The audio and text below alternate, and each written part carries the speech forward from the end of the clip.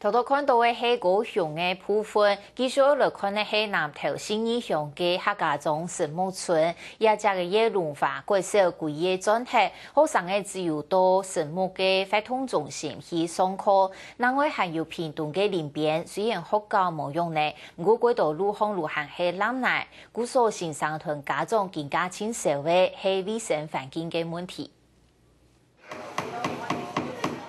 同學校嘅寬板等好，個了解設計下，本教室個較舒適。嚟先對都會起來嘅後生人，因為是同龍華國小接觸，所以禮拜天到龍華國小要同教室在配位關鍵交盤來聽授。還沒有開學，那大家就想說上來這邊幫個忙，然後盡一點心力，讓龍華可以快點站起來。因為龍華國小本體水搭配，所以新學期學童嘅簽時使到神木村活動中心嘅臨時教室上課。學校先生冇限嘅經歷新學期嘅教材，多多家長馬帶細人而聽授變數環境。細人懂曉得講，實有學校讀書經驗懂好。還能來上課就很開心啦！希望學校能趕快復原。在8月31號，我們以目前這個進度來講的話，可以如期的迎接我們學生回到學校來上課。龍華國小高峰表示，快學過後會臨時安排新嚟普通嘅課程，本小朋友積極實踐新生活。今日來到屏東縣林邊鄉英華國小，為咗準備快學，全校新生係當日都學過開會。如期開學啊！我們包括正式上課，還有營養午餐的供應，我們都全部都準備 OK， 沒有問題。目前教師嘅精力、教材嘅準備，總下已經冇問題嘅。不過，學童上下課同早期傳染病，同樣是變做家長同先生清晰嘅問題。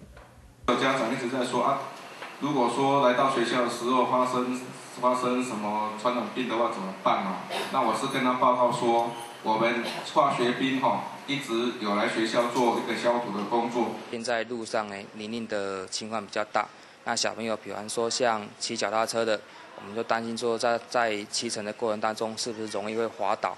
那如果說在這個車輛來往比較頻繁的地區呢，那是不是會有一些安全上的死角？這是我們比較顧慮的。另外，頭屏東新豐國小，小眾同了為了災民辦起配位過後，學校高級員關鍵來變數環境。面對新學期新環境，小朋友行算適應。不過交通問題，將本地上水盡快配咧，本人都唔判斷。都被泥土淹掉，是會掉。那以後怎麼辦？就不知道，用買的吧。那目前有收到大約10萬塊錢的善款，那都有指定用途，要給這些受災戶他們的那個教育生活費。除了要各界嘅先進檢測，照高峰統計，就在輔導有4個小朋友同嚟編讀書。新學期今日總下唔是納學測費，按照嘅措施，在聽授這些小朋友是宣示嘅嚴格新學期。客家新聞南投屏東綜合報道。